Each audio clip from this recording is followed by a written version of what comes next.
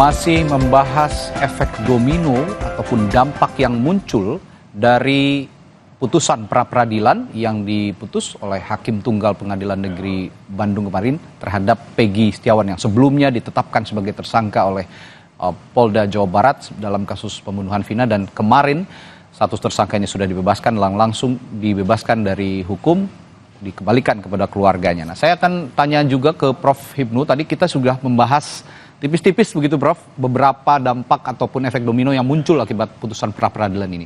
Salah satunya adalah putusan pra-peradilan yang menjadi bukti baru bagi beberapa pihak, termasuk mungkin terpidana kasus Vina yang sudah dihukum saat ini. Nah, kalau saya hendak tanyakan lagi, apakah ada efek domino lain atau dampak lain yang bisa muncul atas putusan pra-peradilan ini, Prof?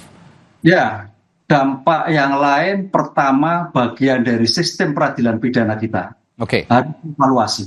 Karena sebetulnya memang di dalam sistem peradilan pidana kita, pra-adjudikasi, pemeriksaan penguapan perkara di kepolisian itu sebagai pintu gerbangnya. Pintu gerbang dalam suatu penguapan perkara. Dalam pra-adjudikasi ini sebetulnya ada kejaksaan.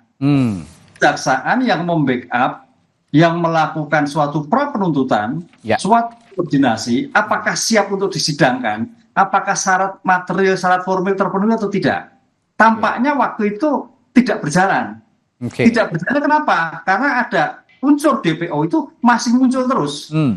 Terkait pertanggungjawaban. Dan itu satu, tidak berjalan. Kemudian kita di dalam sistem peradilan pidana di adjudikasi, tampaknya juga tidak ada kontrol sekali, atau memang ada kontrol dari penasihat hukum, tapi hakim pengadilan waktu itu tidak merespon menggali penuh tentang konsep surat dakwaan. Kalau itu betul kan harusnya surat dakwaannya dinyatakan obskur, batal. TKP-nya tidak jelas, subjeknya juga tidak jelas. Obskur, dianggap tidak pernah ada. Makanya harusnya kalau memang di pra-adjudikasi kepolisian lolos, di pengadilan bisa menyelesaikan dakwaan, batal, dianggap tidak pernah ada. Itu nol kembali juga, Mas. Nah, itu yang bermasalah. Yang kedua, efek domino yang kedua ini yang ditunggu. Bagaimana sekarang penasihat hukum meminta ganti rugi. Idealnya kalau kita asas cepat, Mas, selain kemarin meminta permohonan tentang sah tidaknya penentuan tersangka dan bukti pra-peradilan, juga dimintakan ganti rugi. Tapi tampaknya teman-teman penasihat hukum fokus masalah subjek hukumnya, sehingga ganti rugi tidak dilakukan. Padahal dalam pra-peradilan sekaligus bisa dimintakan. Nah, karena kemarin tidak dimintakan, mudah-mudahan teman-teman penasihat hukum segera sekarang, ya paling tidak mengajukan gugatan tersendiri lagi. Gugatan keperdataan kepada negara dalam ini Polri untuk memberikan ganti rugi kepada Peggy selama dalam penahanan, masa depan, masa nama baik, dan sebagainya. Itu yang saya kira terus dilakukan. Dan itu rujukannya sudah ada, PP-nya sudah ada 2016. Ya, maksimal sih hanya 600 juta. Tapi suatu lompatan, Mas. Coba kalau kita dulu sebelum 2015 PP itu terbentuk, itu hanya 10 juta. Ini suatu yang tidak penghargaan. Kita sudah penghargaan, Pak, baguslah. 2015 ketika ada salah tangkap salah orang, maksimal kalau nggak salah 500 juta. Ini saya kira suatu yang cukup memberikan angin segar ketika seseorang melakukan suatu proses yang tidak profesional dalam penangkapan. Sehingga Polri dalam negara harus memberikan ganti rugi pada terdakwa atau tersangka yang dibebaskan. Ya, ini istilahnya, ini punishment lain lah ya kepada Polri atau Polda Jawa Barat ketika salah menentukan tersangka yang dibilang error in persona kemarin ya. Jadi sehingga ganti rugi itu dinilai pantas untuk Peggy Setiawan jika memang diajukan oleh kuasa hukum. Nah, artinya kalau tadi saya singgung lagi kembali soal kerjasama kepolisian kejaksaan pada kasus Vina ini bergulir tahun 2016. Artinya tidak salah anggapan publik ketika ada anggapan yang muncul bahwa kasus Vina ini kesalahannya tidak hanya di Polri, tapi juga ada di institusi kejaksaan dan juga mungkin pengadilan yang akhirnya juga turut memutus kalau memang penyelidikannya salah, ini juga akan dipertanyakan begitu putusannya. Kurang lebih begitu ya, Prof. Ada kesalahan berjamaah kira-kira. Betul. Jadi salah semua kemarin.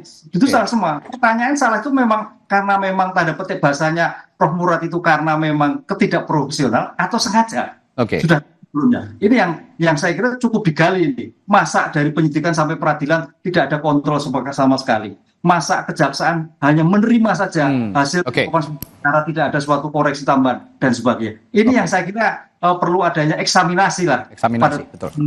Untuk perkara ini. Nah, kalau gitu saya tanya juga ke Prof. Muradi. Prof, selama ini kalau kita lihat sistem peradilan, mulai dari runutan kasus hukumnya lah begitu ya, ada proses penyelidikan polisi, lalu nanti berkasnya dilimpahkan kejaksaan. Kalau saya lihat Polri atau polisi begitu superior dalam melakukan penyelidikan tanpa ada campur tangan jaksa di situ. Jaksa hanya menerima dan percaya saja oleh Polri. Apa yang terjadi sebenarnya? Kenapa proses penyelidikan yang dilakukan oleh Polri ini begitu superior tanpa bisa disentuh atau diikuti oleh institusi kejaksaan misalnya ke depannya? Ya, kendali kan tetap ketika ada pelimpahan kasus ya. Jadi ketika sudah P21 kayak kemarin misalnya sebelum putuskan ada P19 karena nggak lengkap. Sebenarnya kok kendali kontrol kejaksaan itu bisa ketika mereka memeriksa berkas.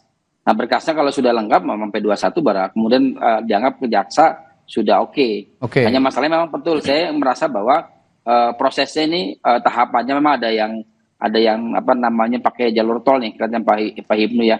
Jadi kelihatan tidak ada skat ataupun pengawasan yang jauh lebih efektif. Saya cenderung begini kalau saya ya.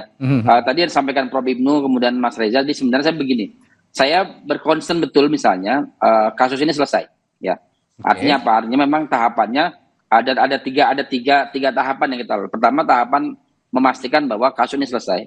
Artinya Mabes Polri inisiatif mengambil dan kemudian menyelesaikan ini secara objektif, profesional dan kemudian menyentuh kesadaran publik. Yang kedua tadi bicara soal Pak Ibu sampaikan soal denda ganti rugi. Saya khawatir Mas Reza ya, Prof Ibnu ini kemudian jadi pengalihan. Jadi kalau saya bilang ini oke dilakukan tapi kemudian tidak dalam posisi yang bersamaan. Nah yang ketiga baru kita bicara soal bagaimana kemudian mengkoordinasikan satu tahapan penegakan hukum dari polisi, kejaksaan, kemudian pengadilan. Nah 3 tahapan ini harus dilakukan tidak bisa bersamaan. Kenapa? Karena kalau ini dilakukan bersamaan, ini akan ke-distract. Kasusnya ini nggak akan muncul. Kasusnya ini nggak akan dan efek jerah oknum polisi yang nakal itu nggak bisa kemudian kita dapatkan, Prof Ibnu, Mas Reza. Jadi saya sih berharap sebenarnya kalau kita ingin fokus saja bahwa proses ini harus diselesaikan di level pengungkapan siapa sesungguhnya yang jadi aktor dari kasus pembunuhan Vina dan Eki ini gitu. Saya akan tanyakan juga kepada Anda Prof Muradi, kalau tadi saya sudah tanya ke Prof Hipnu soal efek domino yang muncul kalau tadi di institusi pengadilan begitu ya, dalam sistem keseluruhan sistem peradilan. Kalau untuk Polri khususnya, dampak yang muncul dari putusan pra-peradilan Peggy Setiawan atau efek domino yang muncul dalam putusan pra-peradilan kepada institusi Polri, kira-kira apa saja, Prof Muradi? Yang paling kelihatan sih kan 2 hal. Yang pertama memang berkaitan soal publik kemudian mempertanyakan sebenarnya polisi serius nggak nih dalam penanganan, artinya dia profesional atau tidak. Itu poin pertama. Karena ini kan berkebalikan dengan misalnya katakanlah hasil survei Kompas tadi, Mas Reza. Jadi itu yang saya kira akan kemudian dipertanyakan. Tapi begini, saya bilang dalam tradisi tata kelola organisasi kan ada 2. Yang pertama itu adalah menyelamatkan orang per orang atau menyelamatkan organisasi. Saya selalu bilang bahwa memastikan bahwa Polri tetap eksis itu jadi penting ketimbang misalnya menyelamatkan orang per orang yang kemudian punya kasus. Sama seperti kita dulu kasus Pak Sambo dan juga kasus yang Kanjuruhan kemarin ya Teddy Minahasa. Jadi memang itu pada akhirnya dilokalisir saja. Dengan lokalisir ini proses tahapan itu akan kemudian kelihatan bahwa posisi polisi bisa lebih menjaga nama baik, menjaga citra dan sebagainya. Nah yang kedua tadi ini berkaitan soal apakah kemudian Polri mau menuntaskan ini secara terbuka. Nah ini yang saya kira perlu yang kemudian saya tadi disampaikan di awal Prof Ibnu dan Mas Reza ya, bahwa saya berharap sebenarnya fokus dulu pada proses penanganan kasus ini. Untuk ganti rugi, untuk kemudian proses berikutnya kita berjalan bersama. Dan berikutnya kemudian nanti teman-teman Polri juga akan melokalisir orang-orang yang kemudian dianggap terduga atau dianggap punya peran. Itu yang kemudian dilakukan ketika kasus Sambo, dan saya kira sekali lagi saya bilang saya bukan mengecilkan arti kasus ini ya, tapi ini jauh lebih sebenarnya lebih simpel untuk bisa diselesaikan oleh Polri ketimbang kasus yang sebelumnya. Jadi memang perlu optimisme dan perlu kemudian mendorong pimpinan Polri untuk melakukan langkah-langkah sifatnya lebih komprehensif seperti itu. Ya, tadi Prof. Hipnu juga sempat menyinggung bahwa bisa saja kasus ini dibuka kembali begitu, dilakukan penyelidikan dan penyidikan ulang. Nah, apa yang harus dilakukan oleh Polri setidaknya kalau memang penyelidikan dan penyidikan ini dibuka kembali dan diulang begitu, Prof. Muradi? Iya, dari awal kan memang ketika ini tidak dibuka hanya parsial akan muncul seperti ini. Jadi memang kita memang kacang dari awal itu. Mas Reza. Jadi dari awal misalnya 2016, siapa yang terlibat waktu itu? Kapolresnya siapa aja? Kasat Reserse-nya siapa aja? Kemudian penyidiknya siapa aja? Dari situ kemudian nanti kelihatan bertahap. Nanti ada yang menyentuh juga mungkin Ibtu Rudiana yang dulu jadi kasat narkoba misalnya. Kan itu kan juga perlu dilihat. Jadi kemudian nanti apakah ada kaitannya dengan kerja Pak Rudiana dengan misalnya teman-teman geng motor itu.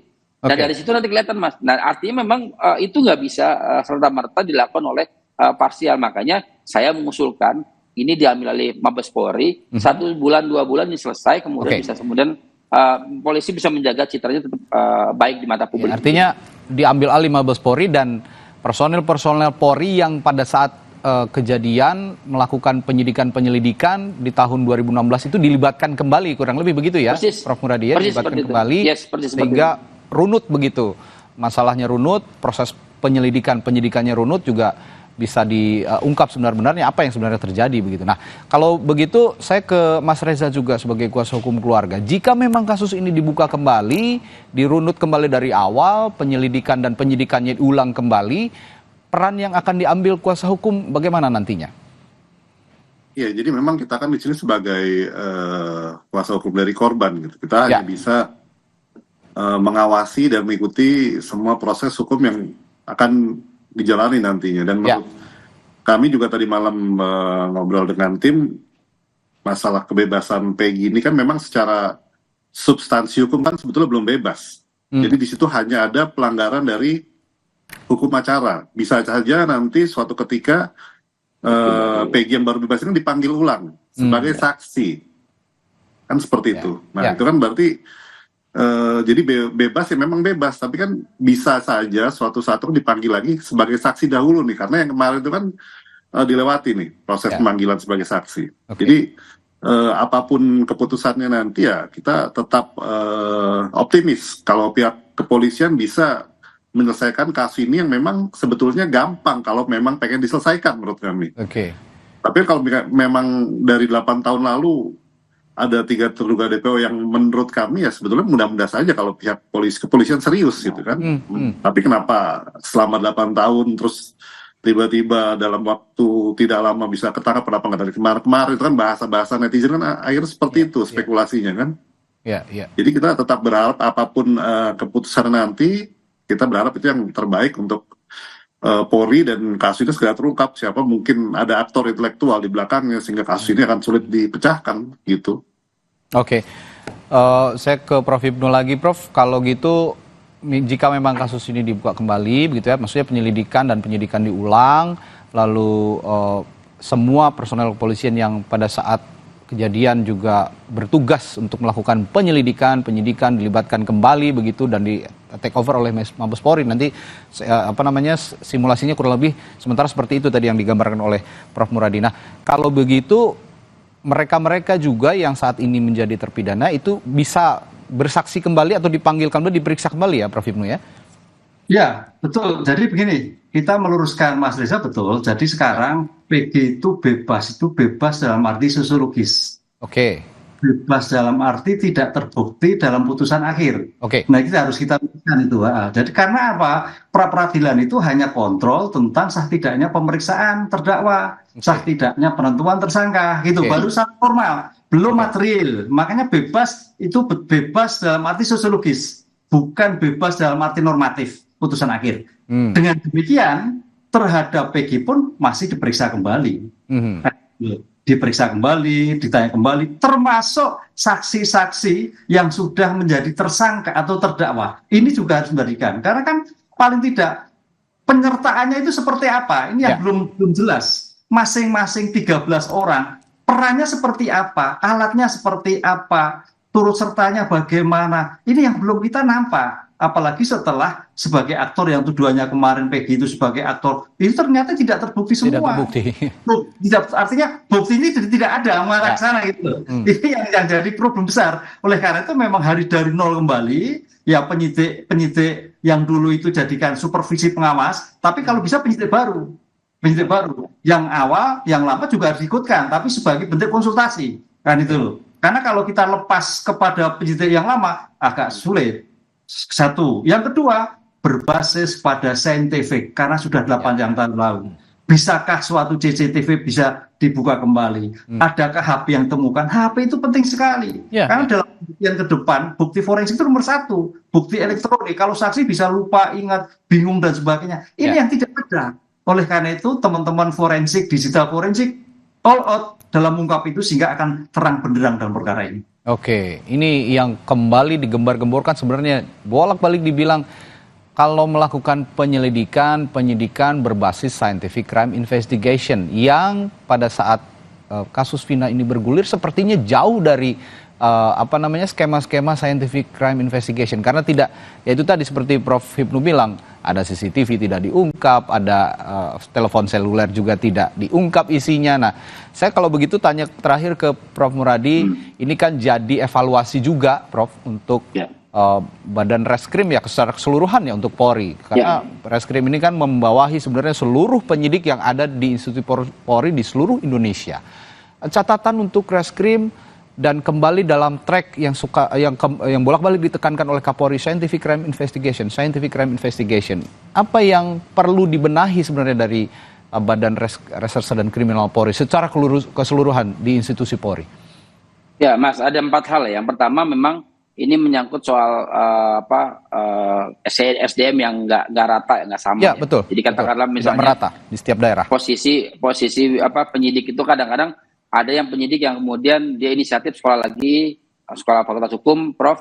Kemudian mereka juga mendalami lebih dalam, kemudian mereka juga ada yang sekolah S2 dan sebagainya. Tapi ada yang kemudian dia memang mendapatkan berdasarkan pada pengalaman. Ini juga problem sendiri. Yang kedua, tadi bicara soal alat toolsnya. Nggak semua Polres bahkan Polda sekalipun juga itu punya yang disebut sebagai pendekatan yang disebutkan nama Prof. Ibu tadi. Ini juga problem sendiri. Kenapa? Karena kadang-kadang punya tapi nggak bisa bisa menjalankan fungsi itu. Makanya seringkali lebih banyak pakai feeling ya, pakai istilahnya itu pakai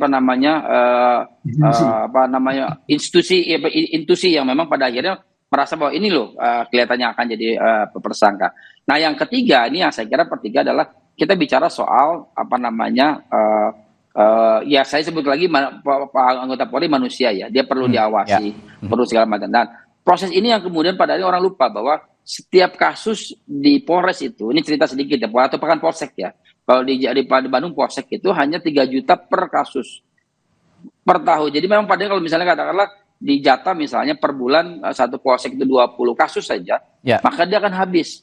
Nah, ini yang pada akhirnya mereka harus berputar ini. Akhirnya simplisis tadi disampaikan Prof.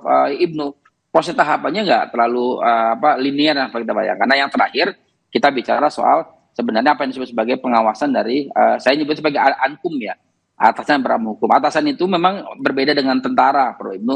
Kalau tentara itu kan dia dari jenderal ke bawah, dia bisa ada masalah di bawah, jenderalnya kena. Nah, kalau di polisi itu kan dia paling terdekat siapa misalnya? Katakanlah misalnya di Direkrim ya. Dia nggak akan kena sampai Kapolda, hanya sampai Direkrim saja yang atasnya yang langsung. Nah, ini yang saya kira kendali kontrol itu penting untuk kemudian di atas 1 2 3 dua level di atasnya.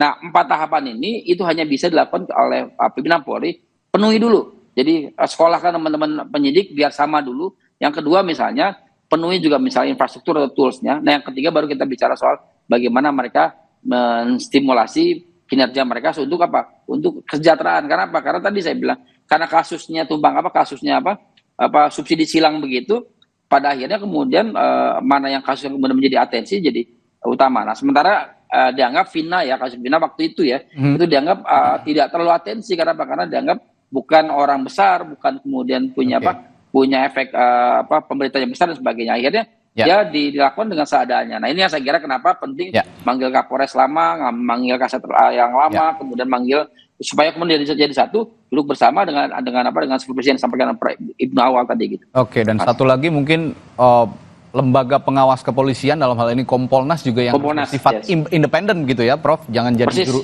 jadi juru bicara Polri, tapi jadi pengingat, mengoreksi begitu kira-kira.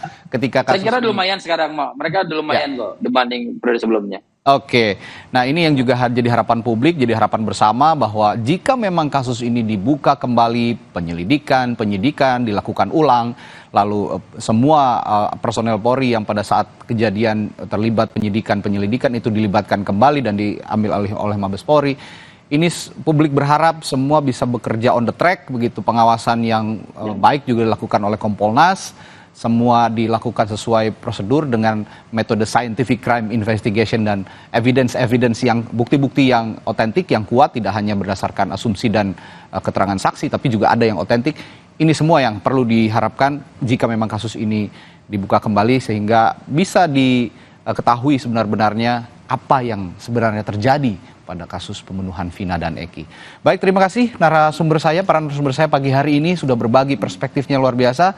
Ada Raden Reza Pramadya, kuasa hukum almarhumah keluarga Vina, lalu pengamat kepolisian yang juga guru besar Universitas Padjadjaran Profesor Muradi, serta pakar hukum pidana Profesor Hibnu Nugroho. Terima kasih Bapak-Bapak, sekali lagi sehat selalu Pak. Makasih Pak Ibnu. Makasih. Mas Reza, mangga izin pamit. Saudara, masih ada informasi menarik lainnya yang akan kami hadirkan di Sapa Indonesia Pagi. Mantan Bupati Langkat terbit rencana Perangin-Rangin divonis bebas Pengadilan Negeri Stabat dalam kasus kerangkeng manusia yang terungkap pada tahun 2022 lalu. Sebelumnya terbit rencana dituntut 14 tahun penjara. Selengkapnya usai jeda.